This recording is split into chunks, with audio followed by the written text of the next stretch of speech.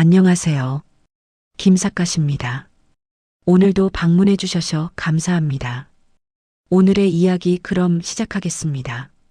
여러분, 잠시 눈을 감고 18세기 조선의 어느 겨울날로 가보실까요?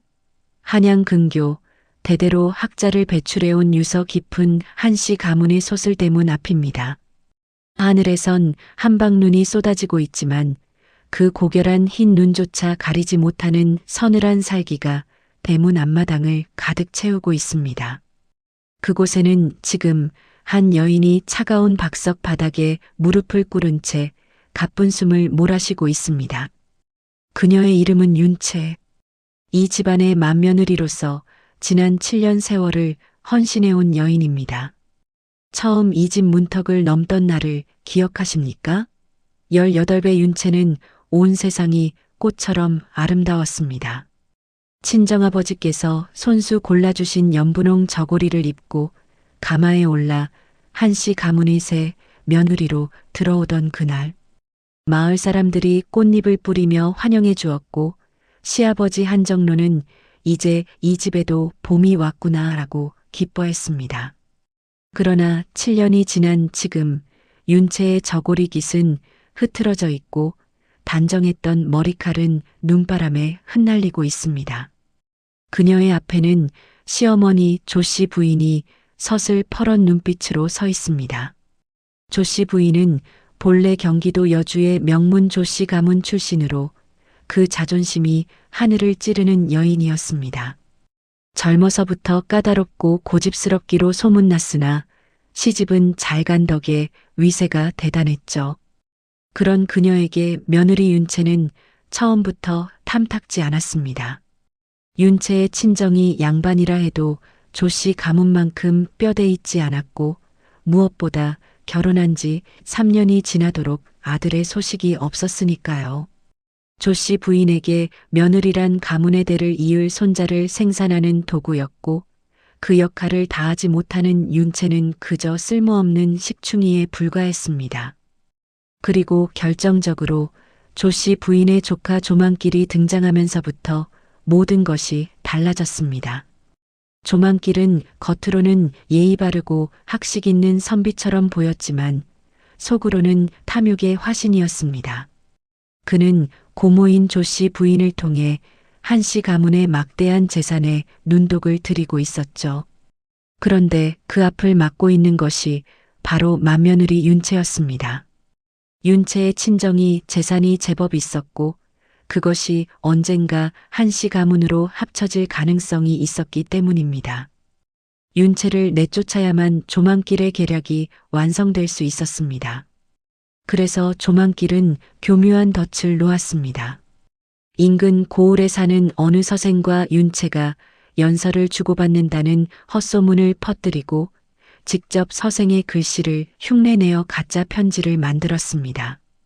귀하의 정다운 답신을 기다리오며 라고 시작되는 그 가짜 편지는 마치 윤채가 외간 남자와 오랫동안 정을 나눠온 것처럼 꾸며져 있었죠.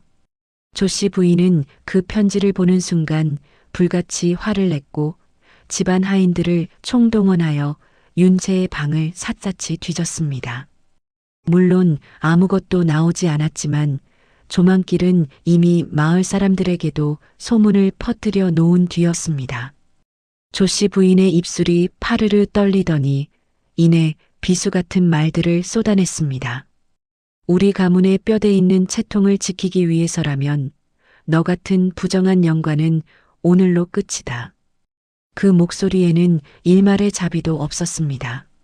조카 조만길이 꾸며낸 가짜 서신과 헛소문들이 이미 온 집안을 오염시킨 뒤였죠.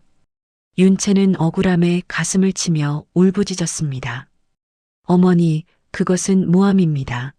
제가 어찌 외간 남자와 연서를 주고받겠습니까?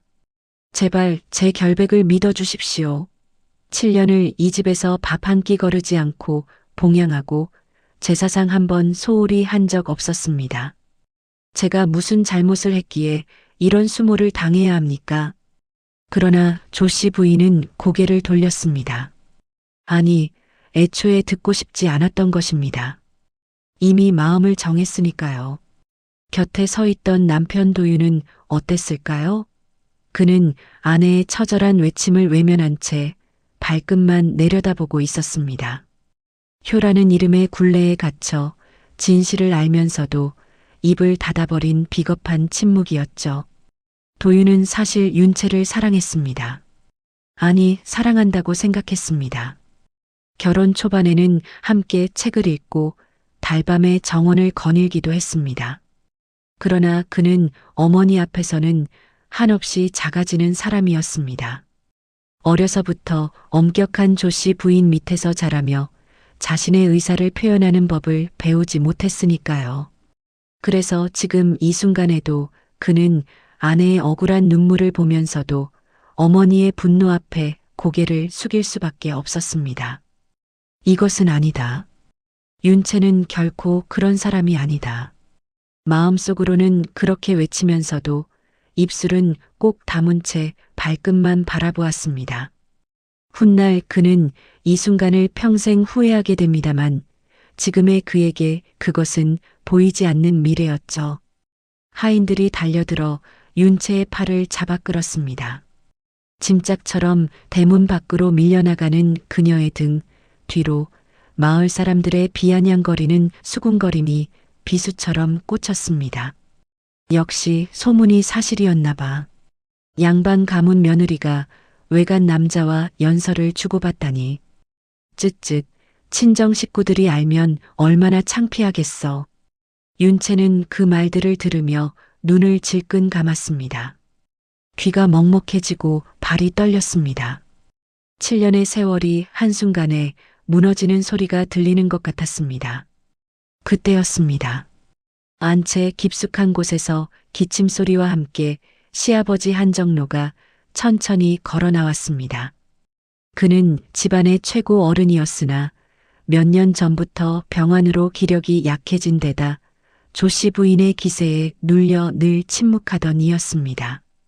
집안의 어른이면서도 아내와 아들의 눈치를 봐야 하는 처지가 그를 늘 고통스럽게 했죠. 그는 수화를 시켜 낡고 때가 묻은 흑빛 도포 한 벌을 가져오게 했습니다. 한눈에 보기에도 오래된 것이 분명한 그 도포는 빛이 바래고 군데군데 수선한 흔적이 역력했습니다. 그리고는 눈길도 주지 않은 채 윤채의 발치에 그 도포를 던졌습니다. 이것이라도 챙겨가거라. 추운 겨울을 나려면 거적대기라도 있어야 하지 않겠느냐. 냉정하고 무심한 말이었습니다. 그 자리에 있던 모든 사람들은 그것이 늙은 시아버지의 마지막 채통 지키기라고 생각했습니다. 조씨 부인조차 남편의 그 행동에 비웃는 듯한 표정을 지었죠.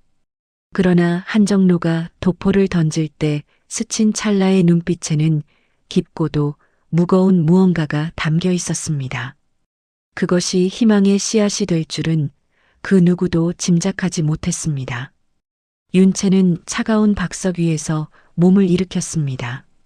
떨리는 손으로 흑빛 도포를 집어들었습니다. 그리고 마지막으로 한번 자신이 7년을 살았던 집을 바라보았습니다. 겨울 하늘 아래 고요하게 서 있는 기와 지붕, 그 아래 자신이 쓸고 닦고 가꾸었던 마당. 눈이 소복이 쌓인 그 마당에는 이제 그녀의 흔적이 하나도 남지 않을 것이었습니다. 그녀는 고개를 들었습니다. 눈물은 흘리지 않았습니다. 아직은. 윤채가 겨우 몸을 의지한 곳은 마을 어귀, 이름 없는 산기슭에 방치된 폐가였습니다. 석가래는 썩어 내려앉고 창호지는 갈기갈기 찢겨나가 바람이 지날 때마다 기괴한 울음소리를 내는 곳이었죠. 한때 누군가의 온기 어린 보금자리였을 그 폐가는 이제 세상으로부터 내쫓긴 사람들의 마지막 피난처가 되어 있었습니다. 윤채는 시아버지가 던져준 흑빛 도포를 끌어안고 구석에 웅크려 앉았습니다. 발끝부터 스며드는 차가움이 온몸을 잠식해 들어왔습니다. 바깥에서는 한방눈이 계속 내리고 있었고 찢어진 창호지 틈으로 들어오는 칼바람이 뺨을 핥히었습니다. 그 어둠 속에서 윤채는 지난 7년의 세월을 되새겼습니다.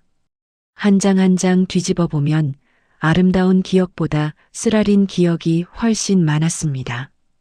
아들을 낳지 못한다는 이유로 건너방에서 들려오던 시어머니의 노골적인 타박, 친정 식구들을 들먹이며 가해진 수모들. 제사 때마다 며느리 덕이 없어 조상님들이 등을 돌렸다며 면박을 주던 조씨 부인의 목소리. 여름 복다림에 온 가족이 삼계탕을 먹을 때도 윤채에게는 맹물과 식은 밥 한 그릇이 전부였던 날들. 그것뿐이 아니었습니다. 친정 어머니가 병환으로 위독하다는 소식을 들었을 때도 며느리가 친정 출입을 함부로 하면 집안 운이 나빠진다며 못 가게 한 조씨 부인. 결국 어머니의 임종을 보지 못하고 소식만으로 눈물을 삼켜야 했던 그 밤. 그리고 결정적으로 자신의 친정 재산을 가로채기 위해 조망길이 놓은 덕까지 모든 것이 선명하게 떠올랐습니다. 나는 이 집안의 사람이 아니었구나. 그저 이용당하고 버려질 소모품이었구나. 그러나 7년이라는 세월이 남긴 것은 억울함만이 아니었습니다. 그 세월 동안 윤채는 많은 것을 보고 배웠습니다. 한씨 가문은 학자 집안이라는 명성과 달리 실제로는 재정 관리가 엉망이었고 대부분의 수입은 조씨 부인의 사치와 각종 명목의 지출로 새나가고 있었습니다. 윤채는 살림을 맡으면서 그 실상을 속속들이 파악했고 몇 가지 개선책을 제안하기도 했지만 번번이 무시당했죠. 무엇보다 그녀는 시아버지의 서재를 정리하면서 조선의 상업과 경제에 관한 수많은 서책들을 읽었습니다. 한정로가 젊은 시절 무역상을 하다 학자로 전향한 인물임을 아는 사람은 많지 않았지만 그의 서재에는 팔도의 물가 변동을 기록한 문서들과 중국 및 일본과의 교역에 관한 희귀한 서적들이 가득했습니다. 윤채는 가족들이 잠든 새벽에 홀로 그 책들을 읽으며 자신도 모르게 장사의 이치를 익혀 나갔습니다. 그것이 훗날 그녀의 무기가 될 것임을 그때의 그녀는 알지 못했습니다. 눈물조차 얼어붙는 추위 속에서 윤채는 품 안의 도포를 더욱 세게 쥐었습니다. 문득 고통스러운 삶을 여기서 끝내고 싶다는 생각이 그녀의 머릿속을 스쳤습니다. 이대로 잠들면 내일 아침이면 모든 억울함도 추위도 사라지지 않을까? 그녀가 석가래에 매달린 낡은 새끼줄을 바라보던 그때 가슴 깊은 곳에서 뜨거운 불꽃 하나가 치솟았습니다. 그것은 분노였습니다. 순수하고 뜨거운 분노.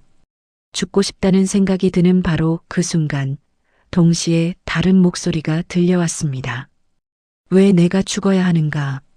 잘못을 저지른 것은 나인가? 아니면 저들인가? 아니, 나는 죽지 않는다. 내가 죽으면 조만길과 그 무리는 승리의 미소를 지을 것이고 나의 부모님은 평생 고개를 들지 못할 것이다. 나는 잘못한 것이 없다. 죽어야 할 자들은 내가 아니라 바로 그들이다. 그녀는 스스로를 다독이며 차가운 바닥에서 몸을 일으켰습니다. 억울함은 이제 도끼가 되었고 그 도끼는 그녀를 살게 하는 유일한 에너지가 되었습니다. 인간이라는 존재는 참으로 신묘한 것이어서 가장 깊은 절망의 끝에서 때로 가장 강렬한 의지가 솟아나기도 합니다. 윤채는 찢어진 창호지 틈으로 보이는 새벽별을 바라보며 맹세했습니다. 반드시 다시 돌아가 이 흑빛 도포를 비단보다 빛나는 승리의 상징으로 만들겠노라고 말이죠. 그 밤 폐가의 어둠 속에서 훗날 조선 팔도를 뒤흔들 전설의 여인이 다시 태어나고 있었습니다. 동이 터오기 전 윤채는 추위를 조금이라도 덜기 위해 시아버지가 준 도포를 고쳐 입으려 했습니다. 밖은 여전히 눈이 내리고 있었고 손가락 끝이 감각을 잃어가고 있었습니다. 그녀는 도포를 펼쳐 어깨에 걸치려다 그 무게가 예사롭지 않음을 느꼈습니다. 낡고 얇아 보이는 것에 비해 지나치게 묵직했습니다. 그러자 손끝에 닿는 촉감이 이상했습니다. 도포의 깃과 겨드랑이 안쪽, 무릎 닿는 곳의 안감이 지나치게 두툼하고 빳빳했기 때문입니다. 처음엔 그저 낡아서 천을 덧댄 것이라 생각했지만 자세히 보니 바느질 솜씨가 투박하면서도 매우 촘촘했습니다. 평소 시아버지의 손이 서책을 넘기는 학자의 손이었지 바느질을 하는 손은 아니었는데 그 바느질이 꽤나 공들인 흔적이 역력했습니다. 이것은 그냥 덧댄 것이 아니다. 윤채는 직감적으로 깨달았습니다. 그녀는 떨리는 손으로 바느질된 실밥을 하나하나 뜯어내기 시작했습니다. 손톱 끝이 부러지고 손가락에서 피가 배어나왔지만 그녀는 멈추지 않았습니다. 마침내 마지막 실밥이 뜯기는 순간 얼마 지나지 않아 누런 천 사이로 비단 전복에나 쓰일 법한 귀한 종이 뭉치가 굴러떨어졌습니다. 그것은 한양의 거대한 상단에서만 통용되는 고액의 은전 어음 10여 장과 깨끗하게 봉해진 서신 한 통이었습니다. 은전 어음들을 살펴보는 윤채의 손이 떨렸습니다. 그것들의 액수는 그녀가 7년 동안 살림하며 한 번도 만져본 적 없는 거금이었습니다. 이 돈이 어디서 났을까?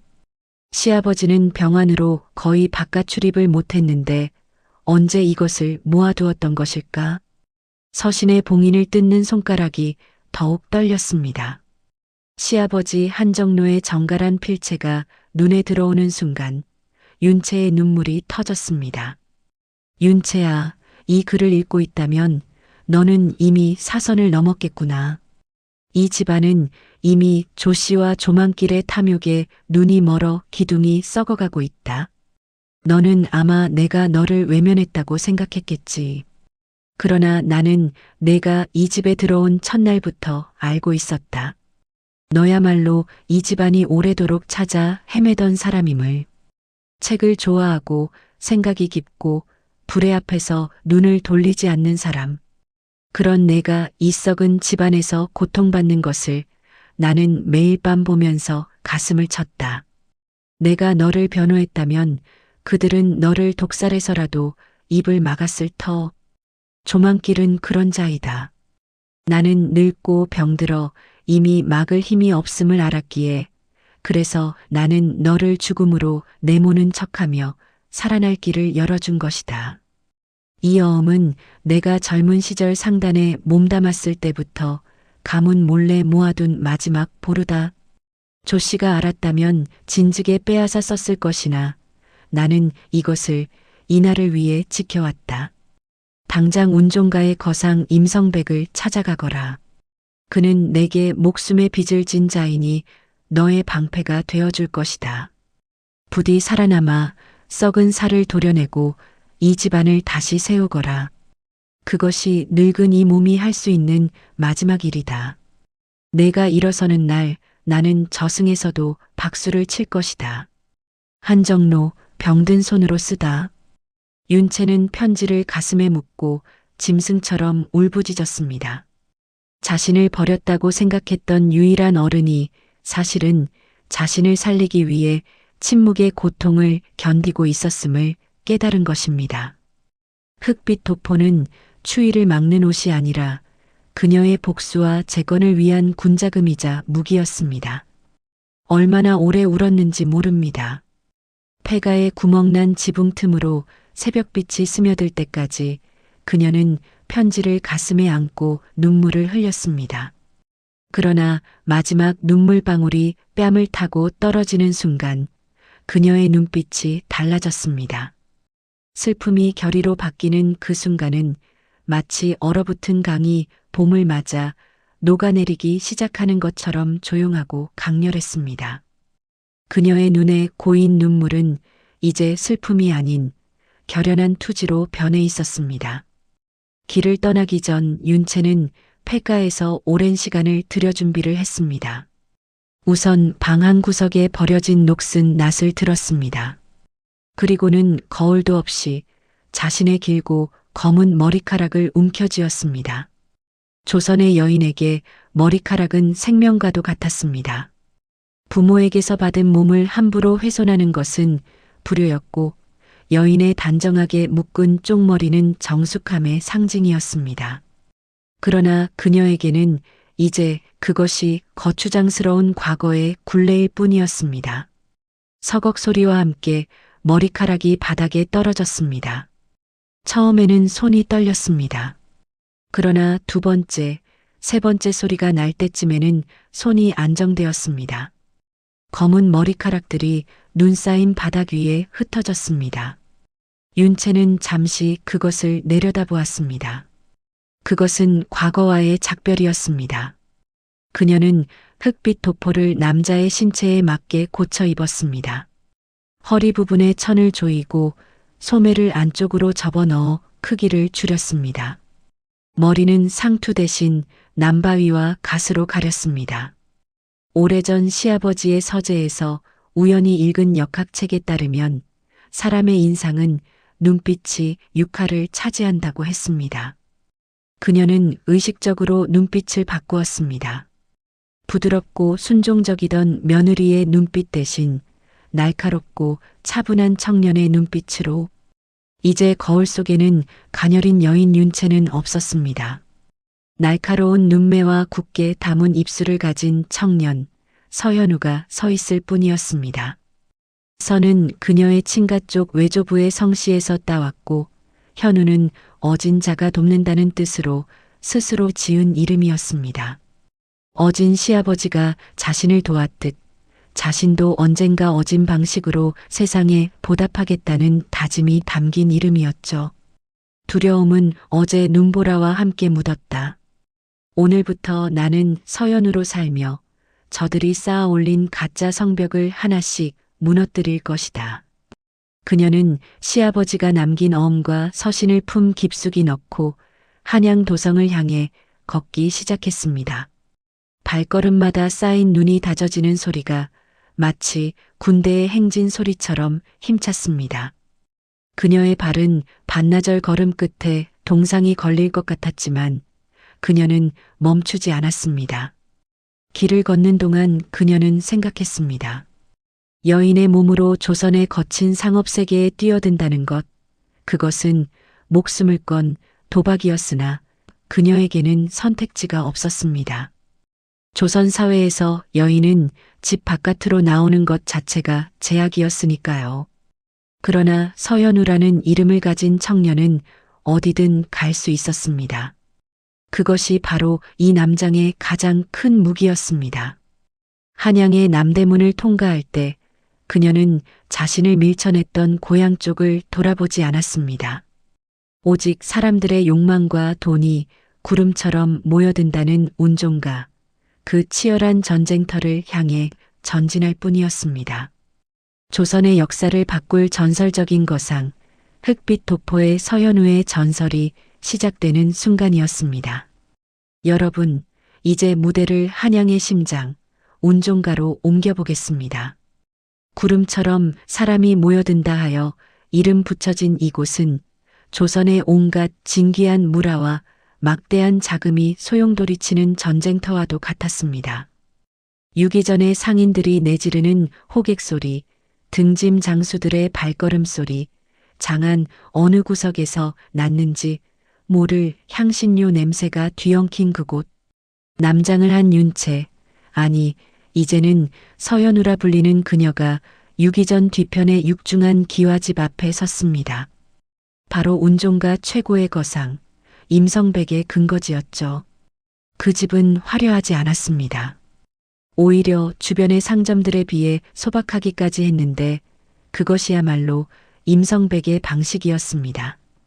겉으로 내세우지 않아도 이미 운종가의 모든 이가 그의 이름을 알고 있었으니까요. 담장 위로 고개를 내밀고 있는 매화나무 한 그루가 그 집의 격을 말해주고 있었습니다. 문간방을 지키던 하인들은 흑빛 도포를 입은 초라한 행색의 현우를 보고 코웃음을 쳤습니다. 어디서 굴러먹던 뼈다귀냐, 어른께 용건도 없이 드나들 수 있는 곳인 줄 알아? 모욕이 날아왔지만 현우의 눈빛은 흔들림이 없었습니다. 그녀는 침착하게 품 안에서 시아버지 한정로의 인장이 찍힌 서신을 꺼내 보였습니다. 한정로 어르신의 서신이요. 임대인께 전해드리시오. 하인들의 표정이 굳었습니다. 한정로의 이름이 그만큼 무게를 가지고 있었던 것입니다. 서신이 안채로 전달되고 얼마 지나지 않아 집안을 울리는 호탕한 웃음소리와 함께 임성백이 직접 대문 앞으로 나왔습니다. 임성백은 60에 가까운 나이였지만 그의 눈빛은 날카롭기가 젊은이 못지 않았습니다. 호랑이 같은 눈매를 가진 사내, 그러나 그 눈 안쪽에는 사람을 품는 깊이가 있었습니다. 그는 현우를 한참이나 위아래로 훑어보더니 낮은 목소리로 의조렸습니다. 한 어른께서 내게 목숨을 빚지셨다며 보내온 이가 고작 이런 기생오라비 같은 녀석이란 말이냐? 그의 의심 섞인 도발에도 현우는 눈 하나 깜짝하지 않았습니다. 오히려 차분하고 낮은 목소리로 임성백의 상단이 처한 위기를 정확히 짚어냈습니다. 대인, 평양 상인 강소웅이 대인의 비단 유통로를 봉쇄한 것은 3달 전부터입니다. 지금쯤 창고에 쌓인 비단이 썩어가고 있겠지요. 그러나 문제는 비단이 아닙니다. 강소웅이 노리는 것은 대인의 운종과 내 거점입니다. 임성백의 눈이 가늘어졌습니다. 그 정보는 외부에 알려지지 않은 내막이었습니다. 당시 임성백 상단은 평양 상인들의 농간으로 비단 유통로가 막혀 고전하고 있었죠. 현우는 서신 뒤에 숨겨온 은전어음을 내보이며 제안했습니다. 이 자금으로 비단을 사는 대신 비단의 원료가 되는 명주실을 독점하십시오. 뿌리가 없으면 꽃은 시들기 마련입니다. 강소웅은 비단 창고를 쥐고 있으나 제가 명주실 산지인 충청도와 전라도의 양잠 농가들과 직접 계약하면 그의 비단은 원료 부족으로 내년 이맘때쯤이면 자동으로 가격에 폭등합니다. 그때 대인은 저렴하게 비축해둔 명주실로 비단을 짜서 시장을 다시 장악하면 됩니다. 임성백은 잠시 침묵했습니다. 그것은 그의 가장 오랜 습관이었습니다. 중요한 말을 들으면 바로 반응하지 않고 천천히 씹어보는 것. 그리고는 무릎을 탁 쳤습니다. 가녀린 체구에서 나오는 서늘한 통찰력에 압도당한 것입니다. 어디서 이런 것을 배웠느냐? 시아. 아니, 한 어른의 서재에서 읽었습니다. 임성백은 그 말에 크게 웃었습니다. 그날 이후 서연우는 임성백의 그림자 책사로 운종가에 첫 발을 내디뎠습니다. 그것은 초라한 시작이었지만 씨앗은 이미 뿌려졌습니다. 그로부터 3년이라는 성상의 시간이 흘렀습니다. 3년이라는 세월이 얼마나 긴지 또 얼마나 짧은지를 느끼는 방식은 사람마다 다릅니다만 서연우에게 그 3년은 불구덩이를 지나는 것과 같았습니다. 처음 임성백의 곁에서 일을 시작했을 때 현우는 최하층 심부름꾼과 다름없었습니다. 새벽에 일어나 시장 가격을 발로 뛰며 파악하고 밤늦게까지 장부를 정리하며 무거운 짐을 나르는 일도 마다하지 않았습니다. 하인들조차 무시하는 눈초리를 보냈지만 현우는 개의치 않았습니다. 낮은 곳에서 시작해야 높은 것이 보이는 법임을 그녀는 알고 있었습니다. 그러는 동안 현우는 조금씩 자신의 가치를 증명해 나갔습니다. 처음에 명주실 전략이 정확히 맞아떨어지면서 임성백은 그녀를 단순한 심부름꾼이 아닌 진짜 책사로 대우하기 시작했습니다. 강소웅의 비단 창고는 예상대로 원료 부족으로 가격이 폭등했고 그 사이 현우가 계약해둔 충청도 양잠 농가들의 명주실이 대량으로 운종가로 들어왔습니다. 임성백 상단은 불과 1년 만에 손실을 회복하고 오히려 이전보다 더 큰 세력을 구축했습니다. 서현우라는 이름은 이제 운종가에서 모르는 이가 없을 정도가 되었습니다. 그녀는 여전히 시아버지가 준 그 낡은 흑빛 도포를 고집했습니다. 임성백이 새 옷을 사주겠다고 여러 차례 권했지만 현우는 정중히 사양했습니다. 사람들은 그를 흑빛 도포의 귀신이라 불렀습니다. 겉모습은 검소하기 짝이 없으나 시장의 흐름을 읽는 눈은 귀신보다 날카로웠기 때문입니다. 현우는 조선 팔도의 물가를 손바닥 보듯 꿰뚫었습니다. 강원도에 가뭄이 들 조짐이 보이면 미리 약재를 확보하여 백성들에게 저렴하게 풀면서도 상단의 이익을 지켰고 조정의 공납 물품을 정비하여 부패한 관리들의 손길을 차단했습니다. 그녀가 배운 것은 단순히 돈을 버는 기술이 아니었습니다. 신뢰가 곧 자산이다라는 장사의 대도를 몸소 실천한 것이죠. 어느 해 여름에는 제주도에 태풍이 닥쳐 감귤 수확이 전멸할 위기에 처했습니다. 상인들 대부분이 손해를 보지 않으려고 발을 뺄 때 현우는 반대로 제주도로 사람을 보내 피해 농민들을 직접 지원하는 한편 남은 감귤을 선매입했습니다. 처음에는 무모한 짓이라며 비웃는 이들이 많았지만 그 겨울 한양에서 감귤의 가격이 3배로 치솟자 아무도 비웃지 않았습니다. 그리고 현우는 그 이익의 절반을 제주도 피해 농민들에게 다시 돌려보냈습니다. 그것이 소문이 나면서 조선 팔도의 상인들과 농민들이 임성백 상단을 신뢰하기 시작했습니다. 하지만 그녀의 마음 한구석은 늘 시렸습니다. 현우는 밤마다 등불 아래서 자신이 번 전으로 친정 식솔들의 행방을 찾았습니다. 역적으로 몰려 관비가 되거나 뿔뿔이 흩어졌던 가족들. 조만길의 모함이 단지 한씨 가문의 재산만을 노린 것이 아니라 윤채의 친정을 연루시켜 재산까지 탈취한 것임을 그녀는 차차 알게 되었습니다. 그녀는 은밀히 사람을 보내 그들의 노비 문서를 불태우고 경기도 외곽의 비옥한 땅에 새 터전을 마련해 주었습니다. 그 과정에서 어마어마한 자금이 들어갔지만 그녀는 아끼지 않았습니다. 가족들을 다시 모으던 날 현우는 남장 아래 숨겨왔던 뜨거운 눈물을 흘렸습니다. 아버지, 어머니, 조금만 더 기다리십시오. 곧 가문이 원죄를 씻어내겠습니다. 이제 그녀의 칼끝은 서서히 자신을 버렸던 한씨 가문과 그 집안을 좀먹고 있는 조만길을 향하기 시작했습니다. 복수는 차갑게 식었을 때 가장 맛이 좋다고 했던가요? 현우는 서두르지 않았습니다. 조만길의 탐욕이라는 덫에 스스로 목을 매도록 천천히 그물을 좁혀갔습니다. 현우가 승승장구하는 동안 한양 근교의 한씨 가문은 급격한 몰락의 길을 걷고 있었습니다. 조만길이라는 사람은 참으로 묘한 인물이었습니다. 그는 나쁜 사람이 아니었을지도 모릅니다. 아니, 처음부터 나쁜 사람이었을까요?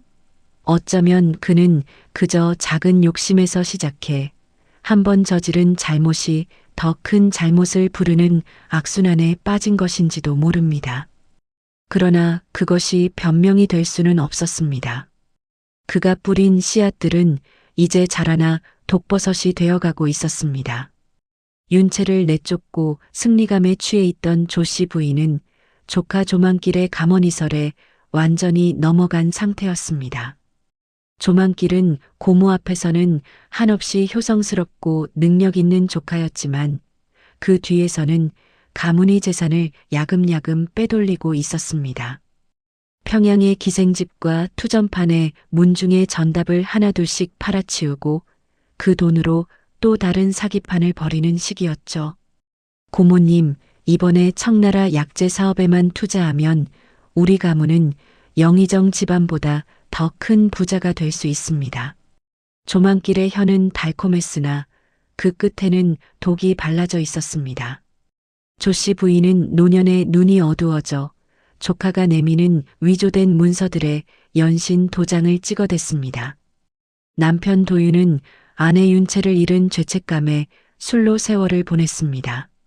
처음에는 하루 한 잔이던 것이 두 잔, 세 잔이 되었고, 이제는 아침부터 술병을 기울이지 않으면 손이 떨리는 지경이 되었습니다. 새로 들인 며느리는 사치에 눈이 멀어 집안의 가재도구를 팔아치우기 바빴고, 그나마 남아있던 하인들도 하나둘씩 집을 떠났습니다. 한씨 가문의 소슬대문은 칠이 벗겨지고 기울어진 채로 삐걱거렸습니다. 한때 학자의 집안임을 자랑하던 서재의 책들은 먼지만 쌓여갔고, 정원의 나무들은 아무도 손보지 않아 제멋대로 자라났습니다. 그러던 어느 날 한씨 가문에 파천왕 같은 소식이 전해집니다. 문중의 모든 땅과 저택이 정체불명의 상단에 담보로 잡혀 있으며 당장 빚을 갚지 못하면 길거리로 나앉아야 한다는 통보였죠. 조만길은 이미 자취를 감춘 뒤였습니다.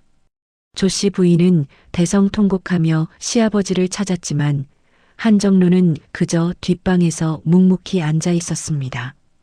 흑빛 도포 한 벌이 비어있는 벽면만을 응시하면서 그 낡은 도포 거리가 텅 빈 것을 보며 한정로는 생각했습니다. 저 도포가 마침내 제 주인을 찾아 쓰이고 있구나. 이 집안의 썩은 고름이 터질 때가 왔음을, 그리고 자신이 보냈던 그 여인이 거대한 파도가 되어 돌아오고 있음을 말이죠. 한씨 가문의 화려했던 담장 너머로 파멸의 그림자가 길게 드리워지고 있었습니다. 여러분, 이제 긴 인고의 시간이 끝나가고 있습니다. 한양 운종가를 뒤흔들던 거상 서연우, 아니 윤채는 이제 마지막 결전의 날을 준비합니다. 임성백은 어느 날 현우를 불러 조용히 물었습니다. 이제 때가 된 것 같구나. 자네가 진짜 원하는 것을 할 준비가 되었느냐? 현우는 잠시 생각했습니다. 이 남자는 이미 알고 있었던 것입니다. 처음부터 혹은 어느 순간부터 현우가 단순한 책사가 아니라 무언가 더 큰 목적을 가진 사람임을 임성백은 한정로의 서신 속에서 그것을 읽어냈을 것입니다. 예, 대인. 이제 때가 왔습니다. 임성백은 고개를 끄덕였습니다. 한 어른은 내게 20년 전 목숨의 빚을 졌다고 했다. 그러나 사실은 내가 그분께 빚을 진 것이다. 자네를 돕는 것은 내 도리이기도 하다. 그 짧은 말 속에는 긴 세월의 이야기가 담겨 있었습니다. 그러나 현우는 굳이 묻지 않았습니다.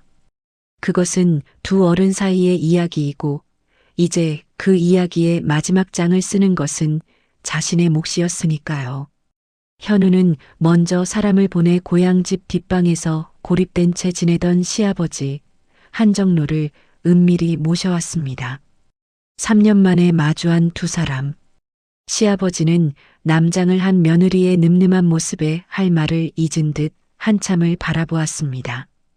그 사이 한정로는 더 많이 늙어 있었습니다. 머리카락은 완전히 백발이 되었고 얼굴의 주름은 깊어졌습니다. 그러나 눈빛만은 여전히 맑고 깊었습니다. 그의 눈가엔 회한과 대견함이 뒤섞인 눈물이 고였죠. 윤채아. 그 한마디에 현우도 눈물이 났습니다. 남장을 하고 서연으로 살아온 3년간 그녀가 윤채로 불린 것은 처음이었습니다. 시아버지는 품 안에서 낡은 가죽 주머니 하나를 꺼냈습니다. 그 안에는 조만길과 조씨 부인이 공모하여 윤채를 모함했던 정황이 담긴 서신들, 그리고 조만길이 가문이 인장을 도용해 작성한 이중 장부의 원본들이 고스란히 들어 있었습니다. 윤채아, 나는 이날이 올 줄 알고 숨을 죽이며 증자를 모아왔다. 저들은 너를 버렸으나 이 늙은이는 가문의 마지막 양심을 너에게 걸었느니라. 시아버지의 목소리는 떨렸지만 단호했습니다. 윤채는 그 증자들을 손에 쥐며 비로소 깨달았습니다. 자신이 거둔 성공은 혼자만의 것이 아니라 죽어가는 가문을 살리려 했던 한 노인의 처절한 인내 위에서 피어난 꽃이었음을 말이죠.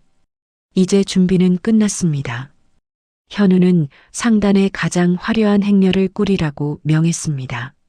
숨어 들어가는 것이 아니라 당당히 주인으로서 돌아가기 위함이었습니다.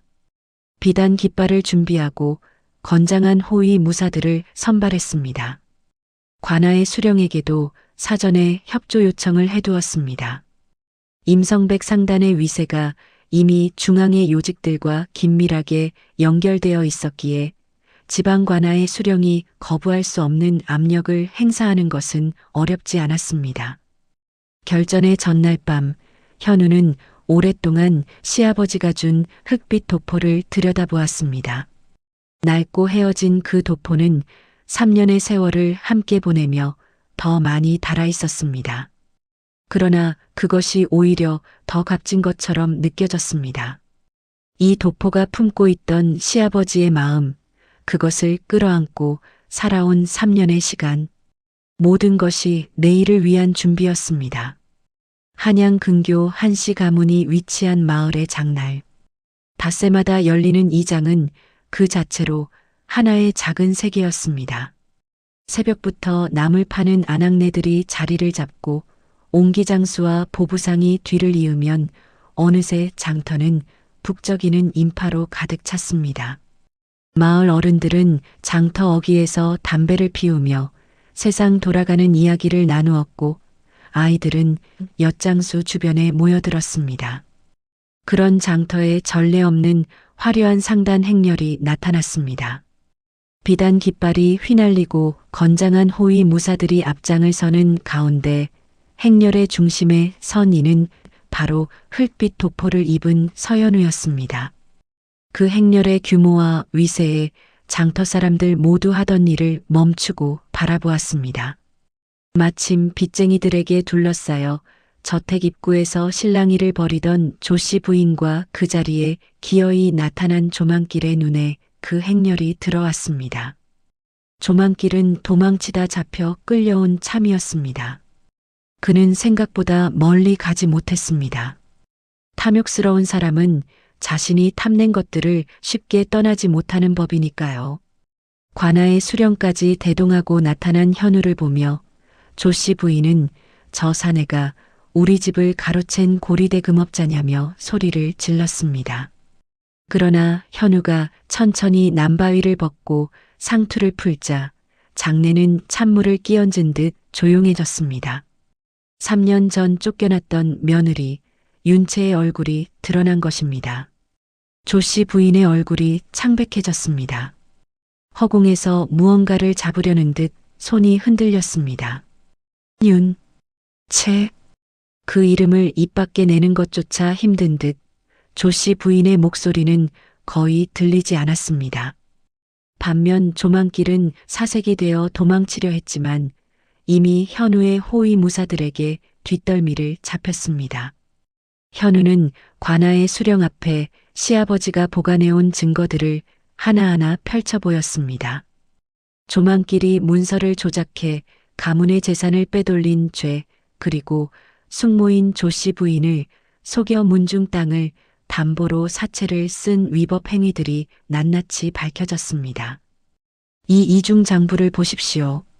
조망길은 한씨 가문의 인장을 도용하여 문중 소유의 전답과 저택을 담보로 5군데의 사채업자에게 돈을 빌렸습니다. 그 돈은 한씨 가문을 위해 쓰인 것이 아니라 전부 본인의 투전판과 기방에서 탕진되었습니다. 또한 이 서신들이 보여주듯이 그는 3년 전절을 모함하기 위해 가짜 편지를 조작하였습니다. 장터 사람들 모두가 숨죽이며 지켜보는 가운데 증거들이 하나씩 공개되었습니다. 부패한 수령조차 임성백 상단과 중앙요직의 신임을 받는 현우의 위세 앞에 꼼짝하지 못하고 조망길에게 압송령을 내렸습니다. 조망길은 무릎을 꿇은 채 고개를 숙였습니다. 그의 입에서 나온 것은 변명도 사죄도 아닌 허탈한 웃음이었습니다. 인생이라는 것이 이렇게 허망한 것인가 하는 빈웃음이었습니다.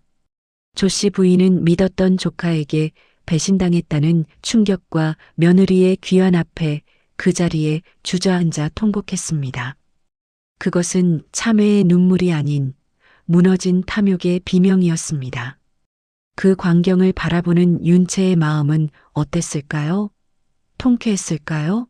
물론 억울함이 풀리는 시원함이 없다고 하면 거짓말일 것입니다.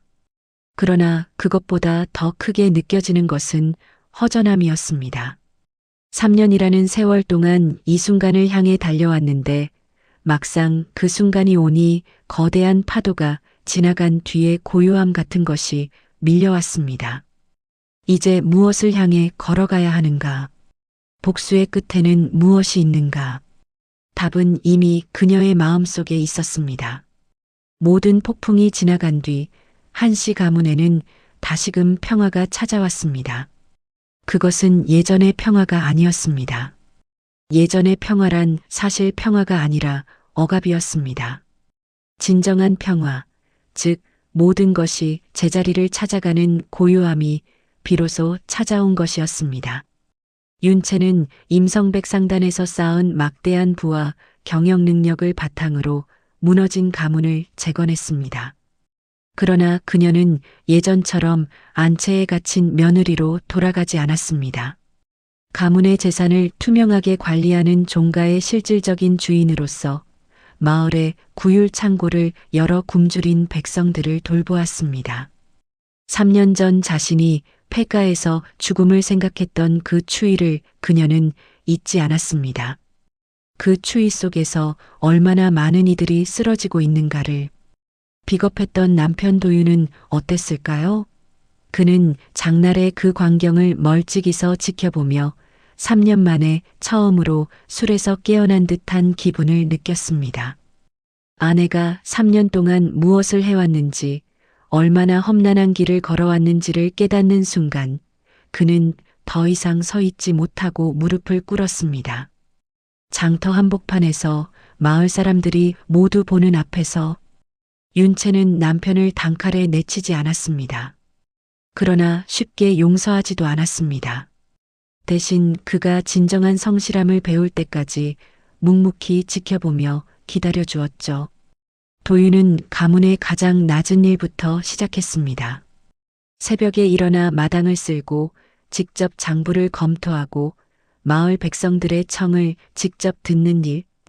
그것은 양반 가문의 주인으로서는 굴욕적인 일이었을지 모르지만 도윤은 그것을 통해 진정한 가장이 무엇인지를 배워나갔습니다. 그 과정에서 부부는 7년 전 결혼 초반에도 나누지 못했던 진정한 대화를 나눌 수 있게 되었습니다. 잘못을 인정하고 용서를 구하고 서로의 아픔을 들어주는 대화. 그것이 진정한 부부의 시작이었습니다. 시아버지 한정로는 이제야 마음 편히 미소 지으며 보강각에 걸린 낡은 흙빛 도포를 바라보았습니다. 윤채야 보아라. 사람들은 비단 옷을 탐내지만 진정 귀한 것은 그 옷이 가리고 있는 사람의 마음이다. 내가 입었던 이 흙빛 도포는 이제 우리 가문의 가장 귀한 보물이다. 윤채는 그 도포를 보강각의 가장 높은 곳에 걸어두었습니다. 비바람에 씻기고 눈 속을 뒹굴고 3년의 세월을 함께 견뎌낸 그 도포. 겉으로는 더욱 낡고 초라해 보였지만 그 속에 담긴 이야기를 아는 사람에게는 세상 어떤 비단보다 빛나는 것이었습니다. 세월이 흘러 윤채는 백발이 성성한 할머니가 되었습니다. 그녀의 손자들이 무릎에 앉아 물었습니다. 할머니, 저 낡은 옷이 왜 저렇게 높이 걸려 있어요? 그러면 윤채는 주름진 얼굴에 미소를 머금고 말하곤 했습니다. 저 옷이 할머니를 살렸단다. 아니, 그 옷을 준 분의 마음이 할머니를 살렸지. 사람들은 여전히 그녀를 흙빛 도포의 주인이라 부르며 존경했습니다. 억울함을 인내로 승화시키고 절망을 희망으로 일궈낸 한 여인의 이야기는 그렇게 전설이 되어 조선 땅 곳곳에 퍼져나갔습니다. 겉은 비록 초라하고 누더기 같을지라도 그 속에 담긴 뜻이 빛난다면 그것이야말로 진정한 명문가라는 교훈을 남긴 채 말이죠.